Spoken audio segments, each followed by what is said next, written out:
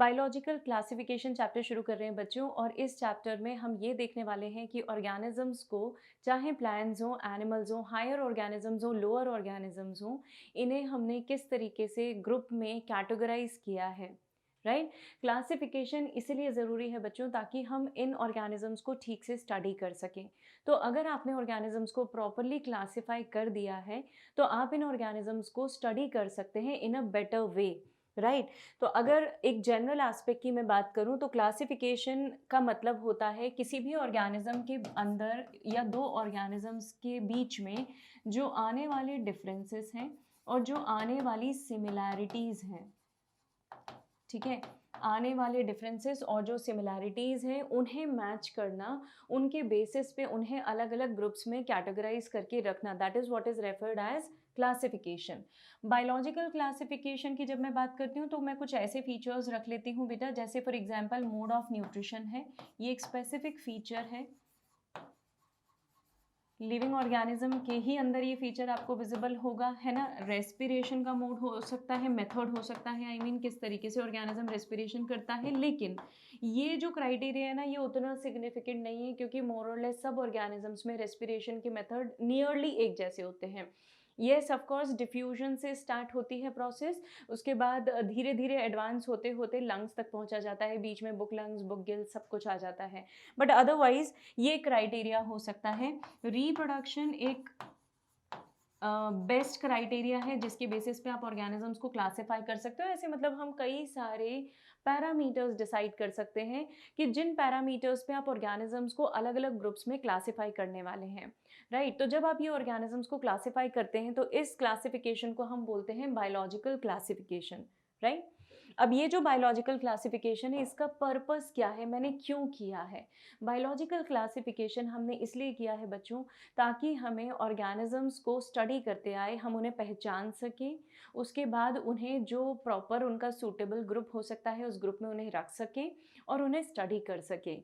तो basically purpose क्या है क्लासिफिकेशन का, to organise vast number of known plants and animals in their specific categories so that you can identify them easily.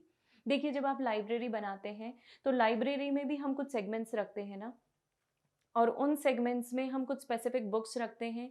In books को जब आप properly study कर पाते हैं, इन बुक्स को जब आप निकालना चाहते हैं, सपोज़ किसी दिन मेरा मन हुआ कि मुझे नॉवेल्स पढ़ना है, तो मुझे पता है कि उस लाइब्रेरी में नॉवेल वाला सेक्शन कौन-सा है, मैं जाऊँगी वहाँ से बुक उठा लूँगी और पढ़ लूँगी। Isn't it? तो बेसिकली यहाँ पे जो हम क्लासिफिकेशन कर रहे हैं, ये क्लासिफिकेशन हमारे लिए ही कर रहे हैं ताकि जो स्टडी है वो क्या हो सके, ईज़ी हो। ऑर्गेनिज़म्स को हमने अलग-अलग लेवल पे क्लासिफाई किया है। क्लासिफिकेशन वन स्टेप प्रोसीजर कभी नहीं रही हमारे लिए। हमने बहुत अलग-अलग मेथड्स में, मतलब एक बार क्लासिफिकेशन हुआ, फिर ये क्लासिफिकेशन में हमें कई ड्रॉबैक्स दिखे, हमने दूसरा किया, उसमें ड्रॉबैक्स दिखे, तीसरा किया। तो मेरी एनसीईआरटी में भी लिखा है बेटा कि क्लासिफिकेशन एक बार में नहीं हुआ, सिंगल स्टेप में नहीं हुआ, कई समय लगा हमें इन ऑर्गेनिज़म्स को क्लासिफाई करने के लिए। जब सबसे पहली बार क्लासिफिकेशन हुआ तो that was classified into two major groups जिन्हें हमने टू किंगडम्स बोला, and it was done by Aristotle, है ना। इन्हें हमने अनीमिया और इनेमिया के नाम से भी क्लासिफाई किया था। बेसिकली एरिस्टोटल ने ये जो क्लासिफिकेशन किया, ये सिर्फ प्लांट्स और एनिमल्स के बेसिस पे क्लासिफाई कर दिया। तो एक कैटेगरी को पूरी तरीके से प्लांट में रखा जो अपना खाना खुद बना सकते हैं, और एक कैटेगरी को पूरी तरीके से एनिमल में रख दिया जो अपना खाना खुद बना नहीं सकते हैं। तो एरिस्टोटल का classification was the very first classification. ये क्वेश्चन पूछा गया है कि सबसे पहला क्लासिफिकेशन ऑर्गेनिज्म का किसने किया था, तो it was done by Aristotle, और उन्होंने दो ग्रुप में ऑर्गेनिजम्स को क्लासिफाई किया था। बट ऑब्वियस सी बात है बेटा कि प्लांट्स में कई ऐसे ऑर्गेनिज्म भी आ गए जैसे फंगस है ना। तो फंगस को हमने उस समय किस में रख दिया था, प्लांट्स में रख दिया था। बाद में हमें समझ में आया कि फंगस खुद अपना खाना नहीं बना सकता है, हर बैक्टीरिया अपना खाना नहीं बना सकता है। इस किंगडम में माइक्रोब्स को पोजीशन प्रॉपर्ली नहीं मिल रही थी, तो टू किंगडम क्लासिफिकेशन को हमने डिस्कार्ड करके एक थ्री किंगडम क्लासिफिकेशन निकाला, फिर फोर किंगडम, फिर फाइव किंगडम। उसके पहले हमने एक और मेथड निकाला क्लासिफिकेशन का जिसमें हमने ऑर्गेनिजम्स को artificial classification, natural classification and phylogenetic classification के बेसिस पे क्लासिफाई किया। क्या है इनका मतलब, देखते चलते हैं। आर्टिफिशियल क्लासिफिकेशन का मतलब है जब आपने प्लांट के वेजिटेटिव या फ्लोरल कैरेक्टरिस्टिक्स, मतलब उसमें फ्लावर्स कैसे हैं, यूनिसेक्सुअल हैं कि बाइसेक्सुअल हैं, पॉलिनेशन का तरीका कैसा है, स्टेम अंडरग्राउंड है या एरियल है, मतलब प्लांट के वेजिटेटिव पार्ट्स के बेसिस पे और फ्लोरल पार्ट्स के बेसिस पे हमने उन ऑर्गेनिजम्स को क्लासिफाई किया। ये कैरेक्टर्स कैसे थे बेटा, these were morphological characters, isn't it. ये सिर्फ बॉडी फीचर्स हैं जो सुपरफिशियली आपको दिख जाते हैं, आप किसी ऑर्गेनिज्म को देखोगे तो आपको दिख जाएंगे, लेकिन क्या ये क्लासिफिकेशन एनिमल के लिए सूट हो सकता है? एनिमल्स में तो फ्लोरल पार्ट्स नहीं होते, वेजिटेटिव पार्ट्स नहीं होते, तो ये क्लासिफिकेशन भी हमारे लिए अच्छा नहीं था। इसमें हमने सुपरफिशियल मॉर्फोलॉजिकल कैरेक्टर्स कंसिडर किए थे। फ्लोरल कैरेक्टरिस्टिक्स जो है वो नेचर के हिसाब से, सीजन वेदर के हिसाब से चेंज होते रहते हैं, इवन प्लांट की फेजेस के हिसाब से भी चेंज होते रहते हैं, तो फिर वो तो परमानेंट नहीं हुए ना। तो जो चीज़ परमानेंट नहीं है उसको आपने क्लासिफिकेशन का बेसिस कैसे बना लिया? तो ये भी क्लासिफिकेशन का तरीका, आर्टिफिशियल क्लासिफिकेशन का तरीका हमारे लिए सही नहीं था। हमने नेचुरल क्लासिफिकेशन किया जहाँ पे हमने ऑर्गेनिजम्स को, क्योंकि हमने पहले ही कहा बेटा कि जो आर्टिफिशियल था उसमें सीजन वेदर के हिसाब से, कंडीशंस के हिसाब से, एज के हिसाब से पार्ट्स में वेरिएशन आते हैं। तो हमने क्या किया, हमने सिर्फ एक्सटर्नल नहीं, हमने इंटरनल कैरेक्टरिस्टिक्स को भी बेसिस रखा। इंटरनल कैरेक्टरिस्टिक्स जो आपके अंदर के कैरेक्टरिस्टिक्स हैं उनको भी हमने माध्यम चुना कि ऑर्गेनिजम्स को क्लासिफाई इनके बेसिस पे भी किया जाए। तो जब हमने ये क्लासिफिकेशन किया तो हमें काफ़ी सारे कैरेक्टरिस्टिक्स ऑर्गेनिजम्स के मैच करते आए, and this was quite systematic. It was done bye Bentham and Hooker, और इन्होंने एक बुक जेनेरा प्लांटेरम में ये पूरा क्लासिफिकेशन प्रपोज किया था, राइट। उसके बाद फाइलोजेनेटिक क्लासिफिकेशन एक सिस्टम है हमारे पास जहाँ पे हम ऑर्गेनिज्म की फाइलोजेनी के बेसिस पे उन्हें क्लासिफाई करते हैं। फाइलोजेनी का मतलब होता है बेटा एंसेस्टरी, ठीक है। मतलब आप जब एंसेस्टरी ट्रेस करते हैं ऑर्गेनिज्म की कि कौन सा ऑर्गेनिज्म किस दूसरे ऑर्गेनिज्म से रिलेटेड है, किससे इवॉल्व होकर आया है, तो उसे हम बोलते हैं फाइलोजेनी। फाइलोजेनी का मतलब एंसेस्टरी ट्रेस करना। तो ये जो कॉन्सेप्ट ऑफ फाइलोजेनी है, it was given by Haeckel, और यहाँ पर इनके मतलब फाइलोजेनी के बेसिस पे जब आप क्लासिफिकेशन करते हो ना, तो कुछ हद तक तो हम फॉसिल्स पे मतलब पेलिएंटोलॉजी पे डिपेंडेंट है। सॉरी, हम किस पे डिपेंडेंट है बेटा, palaeontology. What is palaeontology? Study of fossils, you know that. तो फॉसिल्स को स्टडी करने की जो मेथड है उसे पेलिएंटोलॉजी बोला जाता है, और पेलिएंटोलॉजी के बेसिस पे हम बहुत अच्छे से एंसेस्टरी ट्रेस कर सकते हैं। लेकिन यहाँ हमें प्रॉब्लम आई। क्यों प्रॉब्लम आई? क्योंकि फॉसिल के रिकॉर्ड्स हमारे पास सफिशिएंट नहीं थे। तो फॉसिल्स के रिकॉर्ड सफिशिएंट नहीं होने से मैं इस क्लासिफिकेशन को भी सक्सेसफुली नहीं कर पाई।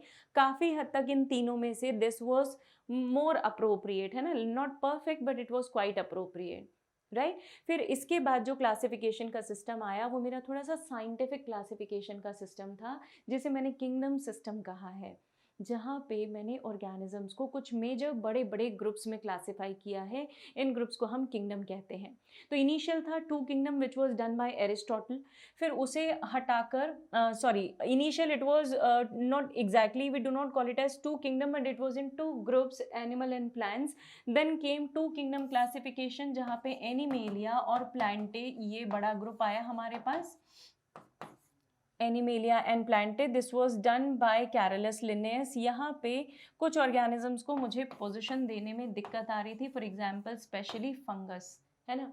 वायरसेस के लिए तो हमेशा से ही हमारे पास एक सबसे बड़ा कंफ्यूजन का पॉइंट रहा, लेकिन प्रोटिस्टा और फंगस को भी हमने यहाँ पे किस में रख दिया था, प्लांटे में, विच वॉज रॉन्ग। तो आगे चल के एक थ्री किंगडम क्लासिफिकेशन प्रपोज हुआ बेटा, जहाँ पे प्रोटिस्टा नाम का एक ग्रुप बन गया। इस प्रोटिस्टा में सेल वॉल बियरिंग ऑर्गेनिजम्स जो अपना खाना नहीं बना सकते हैं उन्हें हमने रखा था, राइट। प्लांट को अलग कर दिया और एनिमल्स को तो ऑब्वियसली हमने अलग ही कर दिया। तो कुछ ऑर्गेनिजम्स हमने जो हैं प्लांट से निकाल कर किस में इंक्लूड कर दिए थे, प्रोटिस्टा में, राइट। लेकिन फिर यहाँ पे बैक्टीरियाज की प्रॉब्लम आने लगी हमें, प्रोकैरियोटिक और यूकैरियोटिक सेल्स दोनों एक ही ग्रुप में आने लगे। That was also one of the major drawback of this kingdom, right. फिर से वायरसेस को पोजीशन नहीं थी और यहाँ से फिर हमने क्या किया, जो हमारी जो फंगस थी, उन फंगस को ना तो हम सक्सेसफुली जस्टिफाई कर पाए, मतलब प्रॉपरली जस्टिफाई कर पाए, ना तो प्रोटिस्टा में, ना ही उन्हें जस्टिफाई कर पा रहे थे प्लांट में, क्योंकि फंगस के कैरेक्टरिस्टिक्स बाकी हर यूकैरियोटिक सेल के कैरेक्टरिस्टिक से बहुत डिफरेंट थे। कैसे, हम अभी किंगडम फंजाई जब पढ़ेंगे तब मैं आपको बताऊंगी। हम चीज़ें थोड़ी सी डिटेल में लेंगे बेटा यहाँ पे, क्योंकि इस चैप्टर में छोटा छोटा हिस्सा जो है ना वो हर दूसरे चैप्टर में कवर अप हो रहा है। तो मैं सारी चीज़ों को कलेक्ट करके यही आपको बताऊंगी, क्योंकि बायोलॉजिकल क्लासिफिकेशन दिखने में बहुत छोटा है एनसीईआरटी के हिसाब से, but otherwise it is a lengthy chapter, right. वो आपको फील हो जाएगा जैसे जैसे हम आगे बढ़ेंगे।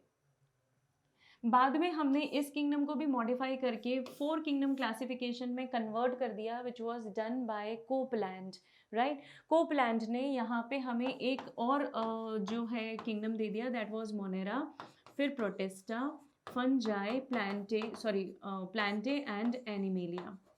अभी भी यहाँ पे फंगस को रखने की पोजीशन में क्लियर नहीं कर पाई, जस्टिफाई नहीं कर पाई, तो हमने ग्रेजुअली इस सिस्टम को भी हटा दिया और इस सिस्टम के बाद हमने 5 किंगडम क्लासिफिकेशन प्रपोज किया, which was done by Whittaker, Robert Whittaker, जो हम आज भी यूज़ करते हैं। तो यहाँ पे सबसे प्रिमिटिव ऑर्गेनिज्म का ग्रुप रहा मोनेरा, यूकैरियोटिक ऑर्गेनिज्म का ग्रुप रहा प्रोटिस्टा, उसके बाद जो सैप्रोफिटिक ऑर्गेनिजम्स थे, स्पेसिफिक एक ग्रुप मिल गया मेरे फंगस को, तो फंगस एकदम ही अलग हो गए, और दूसरा मेरे पास Plantae Animalia as it is था। विटेकर का 5 किंगडम क्लासिफिकेशन काफ़ी हद तक ऑर्गेनिजम्स के क्लासिफिकेशन को वेल जस्टिफाई कर रहा है, क्योंकि यहाँ पे ऑर्गेनिजम्स को मैंने जिन जिन ग्रुप्स में उनकी सिमिलैरिटीज़ और डिसिमिलैरिटीज़ के बेसिस पे रखा है वो काफ़ी हद तक रिलेटेड है, और रिलेटेड ऑर्गेनिजम्स को ही एक पर्टिकुलर ग्रुप में रखा गया है। इसीलिए ये किंगडम या ये सिस्टम ऑफ नॉमेनक्लेचर मेरे लिए काफ़ी इफेक्टिव रहा, राइट। लेकिन इसको हमने थोड़ा सा मॉडिफाई किया, इसको आज भी हम पढ़ते हैं, डिस्कार्ड नहीं किया जाता, साइंटिफिक कम्युनिटी से अप्रूव कर चुकी है, कर रही है, लेकिन फिर भी हम 6 किंगडम क्लासिफिकेशन की तरफ बढ़ गए, विच वॉज प्रपोज्ड बाय और done by Carl Woese, right. NCERT में कार्ल वूज का नाम नहीं है, इवन 2, 3, 4 का भी नाम नहीं है, सिर्फ एरिस्टोटल और विटेकर का क्लासिफिकेशन है। आपको सिर्फ इसलिए बताया बेटा कि आप इससे रिलेटेड जो एमसीक्यूज हैं वो प्रॉपरली सॉल्व कर पाएं। 6 किंगडम क्लासिफिकेशन में कुछ नया काम नहीं किया बेटा, बस मोनेरा को हमने स्प्लिट कर दिया इनटू आर्की बैक्टीरिया, ठीक है, आर्के बैक्टीरिया जो कि प्रिमिटिव बैक्टीरिया है, और इसके अलावा हमने इसे ग्रुप कर दिया into it was grouped into you bacteria and Archie bacteria, और बाकी के जो किंगडम्स हैं वो एज इट इज रहे। मतलब क्या किया बेटा, सिर्फ और सिर्फ अगर आप यहाँ पे समझ पा रहे हैं तो सिर्फ मोनेरा को हमने स्प्लिट कर दिया है into Archie bacteria and you bacteria, जहाँ पे आर्की बैक्टीरिया का मतलब है एंशियंट बैक्टीरिया, ठीक है। ऐसे बैक्टीरियाज जो एडवर्स कंडीशंस में रहते हैं बच्चों, मतलब बहुत ज़्यादा गर्म पानी में, बहुत ज़्यादा ठंडी जगहों पे, एसिड कंटेंट जहाँ पे हो वहाँ पे, तो ऐसी एक्सट्रीम कंडीशंस में जो लोग, जहाँ पे जब मेरे बैक्टीरियाज रहते हैं, उस पर्टिकुलर ग्रुप को मैंने किस में कन्वर्ट कर दिया, आर्की बैक्टीरिया में, ancient bacteria, right. Then I have true bacteria और यू बैक्टीरिया, मतलब जो आज के बैक्टीरियाज हैं, जो मेजरली जो हमारे लिए पैथोजेंस हैं, they were grouped into eubacteria. Protista में यूनिसेलुलर यूकैरियोट्स आ गए, फंजाई में फंगस आ गए सारे, प्लांटे और एनिमेलिया। इस तरीके से हमारे पास 6 किंगडम क्लासिफिकेशन है। This is also an accepted system of classification, right. अब देखिए, जब मैं इन सारे किंगडम्स को, अब मैं विटेकर का 5 किंगडम क्लासिफिकेशन फॉलो कर रही हूँ बेटा, एनसीईआरटी के हिसाब से हम चलेंगे, तो ये एनसीईआरटी में पूरी टेबल दी है जो आपको पता होनी चाहिए, आपको अच्छे से ध्यान रखनी है। क्या याद रखेंगे इसके बारे में, कि मोनेरा का जो सेल टाइप है, that is how monerans are, they are prokaryotes, pure prokaryotes, ठीक है। इसमें साइनोबैक्टीरिया, बैक्टीरिया, हर टाइप के बैक्टीरियाज इंक्लूडेड हैं, आर्की बैक्टीरिया, यू बैक्टीरिया सब इंक्लूडेड हैं, ऐसे ऑर्गेनिजम्स जिनका न्यूक्लियस कैसा है, प्रिमिटिव टाइप का न्यूक्लियस है। जिनका न्यूक्लियस वेल डिफाइंड नहीं है, सेल ऑर्गेनल्स डबल मेम्ब्रेनस नहीं है, तो इन्हें हमने किस में रखा, प्रोकैरियोट्स में रखा, मतलब मोनेरा में। सेल वॉल प्रेजेंट है and cell wall is made up of peptidoglycan, ठीक है। पढ़ेंगे अभी अपन मोनेरन से ही शुरू करने वाले हैं। यूनिसेलुलर होते हैं मोस्टली, हार्डली इनमें कोई मल्टी सेलुलर है, but otherwise they are unicellular, all of them they are unicellular, तो you need to remember unicellularity only. Protista eukaryotic है, सेल वॉल कुछ में होती है कुछ में नहीं होती है, जिनमें है वो पैथोजेंस हैं, वो बीमारी कॉज करने वाले हैं, and majorly they don't have, they are unicellular eukaryotes, right. Coming to the fungi, eukaryotic organisms हैं, सेलुलोज कुछ ऑर्गेनिजम्स में, कुछ मेंबर्स में सेलुलोज प्रेजेंट होता है, बाद में बताऊंगी मैं आपको किस में होता है। इन्होंने लिखा है प्रेजेंट विदाउट सेल वॉल, मतलब सेल वॉल होती है, काइटिन की बनी हुई है, लेकिन ये जो सेल वॉल है, this cell wall is made up of cellulose in few fungi, है ना, एनसीईआरटी में लिखी लाइन, पढ़ेंगे अपन बाद में। मल्टी सेलुलर है, प्लांटे भी मल्टी सेलुलर है और एनिमेलिया भी मल्टी सेलुलर है। ज़रा प्लांटे और एनिमेलिया में डिफरेंस समझना। प्लांटे जो हैं, प्लांटे ऑर्गन तक गए हैं बेटा, ऑर्गन सिस्टम नहीं बना है, लेकिन जो एनिमेलिया है ना, एनिमेलिया में आपको बकायदा ऑर्गन सिस्टम दिखाई देगा, ठीक है। तो animalia will have organ system, जबकि प्लांटे के पास सिर्फ और सिर्फ ऑर्गन तक ही होता है। एनिमेलिया में सेल वॉल एब्सेंट है, you know that, eukaryotic organism है, प्लांट्स भी यूकैरियोट है, सेल वॉल प्रेजेंट है, मेड अप ऑफ सेलुलोज। ये बहुत इंपॉर्टेंट पॉइंट है। मोड ऑफ न्यूट्रिशन की बात अपन कर रहे हैं कि ऑर्गेनिज्म कैसे खाना खाता है, उसके खाने का तरीका क्या है। तो मोड ऑफ न्यूट्रिशन में मैं बात करूं तो दे आर आइदर ऑटोट्रॉफिक और हीटरोट्रॉफिक।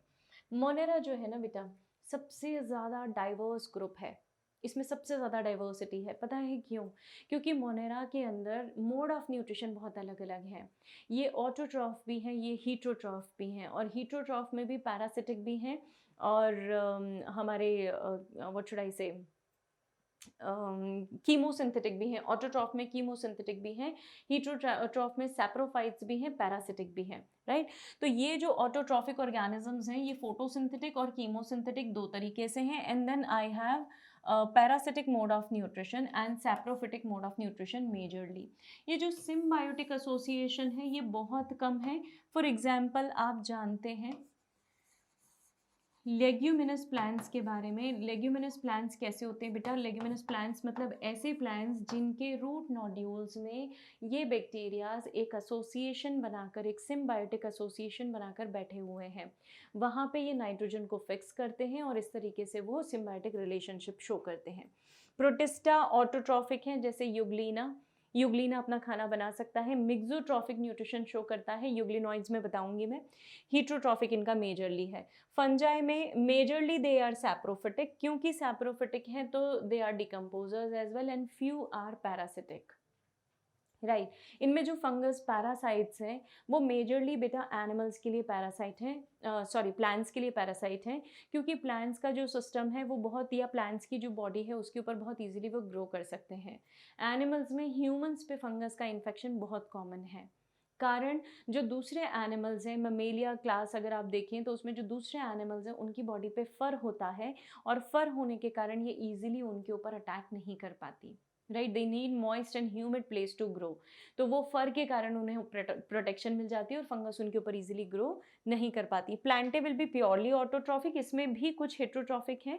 कौन से बेटा? वो जो हमारे इंसेक्टिवोरस प्लांट्स हैं, they are the one which will depend upon other or insects for the process of obtaining food. Animals are holozoic. holozoic का मेरा मतलब, holozoic से मेरा मतलब है होल सॉलिड फूड जो है वो एनगल्फ करते हैं, है ना। They consume the entire food either through phagocytosis और थ्रू पिनोसाइटोसिस।